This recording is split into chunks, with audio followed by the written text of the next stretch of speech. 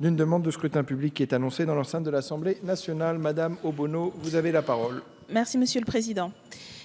L'alinéa 22 de l'article 1 permet de déroger à certaines règles de l'urbanisme. Le principe étant que la règle peut ne pas être respectée si, au final, les raisons, les objectifs pour lesquels cette règle avait été prise sont quand même atteints. On comprend mal pourquoi, si vraiment les objectifs étaient si facilement séparables des règles, on ne résumerait pas l'intégralité du Code de l'urbanisme à un ensemble d'objectifs dont il suffirait de contrôler a posteriori qu'ils ont été remplis. Ou alors, pour le moins, pourquoi ne pas généraliser ces dérogations à tous les projets et non uniquement à certains ? Le gouvernement nous explique, la pédagogie chevillée au corps, comme souvent, que pour innover, il faut déréguler ou déréglementer. Il nous semble, à l'inverse, que c'est l'une des missions du législateur et de la législatrice de poser un cadre et une direction à l'innovation en s'appuyant sur les experts et les expertes de terrain et en investissement dans des domaines de construction durable. Dans ce cadre-là, les questions de la fixation claire des objectifs, de l'indépendance et de l'expertise des entités chargées de les contrôler, de même que des moments où interviennent le contrôle des objectifs atteints sont centrales. Sans quoi, ces objectifs, qui doivent nécessairement devenir des obligations de résultat en l'absence de règles intermédiaires, ne contraignent plus les maîtres et les locataires d'ouvrages. L'efficacité de ces contrôles, du fait en partie du caractère expérimental, reste à être éprouvée, démontrée ou corrigée. Notre amendement vise en cela à préciser le périmètre autorisé des dérogations afin de ne pas remettre en cause, dans un souci d'expérimentation et d'innovation, les règles communes de sécurité, de santé publique et de protection de l'environnement qui doivent être les clés de voûte de toute construction et d'autant plus des constructions dans lesquelles les pouvoirs publics sont partie prenante. Merci beaucoup Madame Obono. Monsieur le rapporteur, quel est l'avis de la commission ? Merci, Monsieur le Président. La situation actuelle est la suivante. L'expérimentation du permis d'innover instaure une obligation de résultat qui doit démontrer par une étude d'impact quand la norme existante impose une obligation de moyens. L'objectif et notre état d'esprit est celui de la libération des moyens, mais à aucun moment de réduire le niveau d'ambition des exigences, qu'il s'agisse des exigences de sécurité des personnes, de santé ou d'ambition environnementale. Défavorable. Merci, Monsieur le Ministre. Vous avez la parole.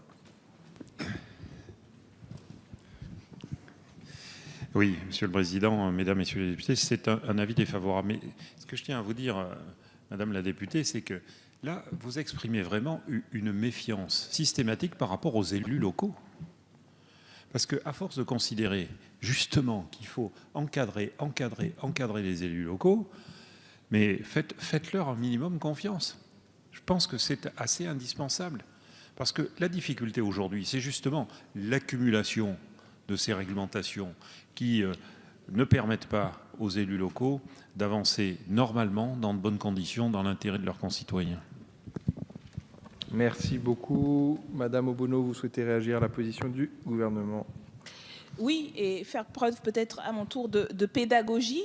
Non, Monsieur le Ministre, je ne crois pas que le travail parlementaire qui a pour responsabilité de faire la loi, d'édicter des règles, et des règles qui sont là, non pas pour contraindre, non pas pour jeter la suspicion, mais pour donner, y compris, des directions politiques claires.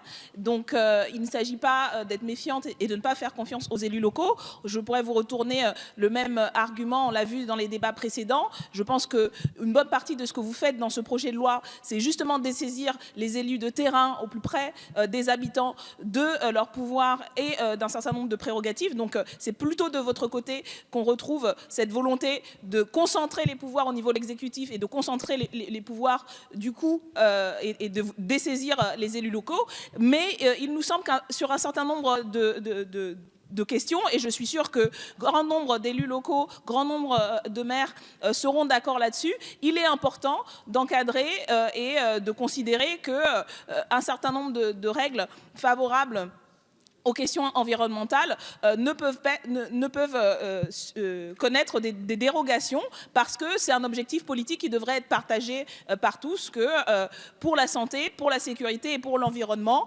on va contraindre malgré tout, on va se contraindre, y compris soi-même, à maintenir une exigence de moyens et non pas simplement être dans l'idée d'une efficacité qui serait simplement possible si on dérégule et si on ne donne pas de cadre. Nous pensons voulons que la loi, au niveau national, donne justement les possibilités de mieux faire et de mieux guider, et justement que la dérégulation et l'anarchie de votre système néolibéral que vous défendez si ardemment. Et donc, je pense qu'au contraire, cet amendement, s'il était voté, donnerait plus de sécurité politique et de clarté politique à ce projet de loi, au moins à cet article.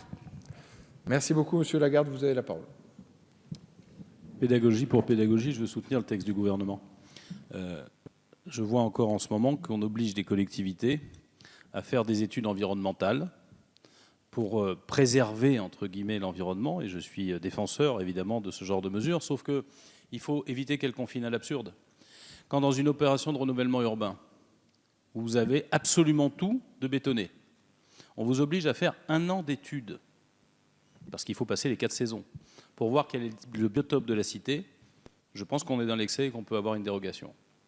Quand vous êtes sur un parking de centre-ville, intégralement bétonné, et vous êtes obligé de faire 1 an d'études pour voir comment on préserve la biodiversité, on nourrit des cabinets conseils, on perd 1 année d'opération qui serait utile à la population.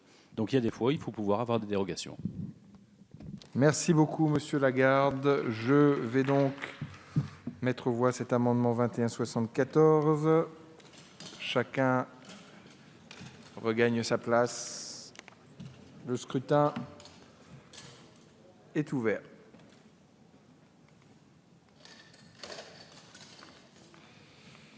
Le scrutin est clos. Voici les résultats du scrutin.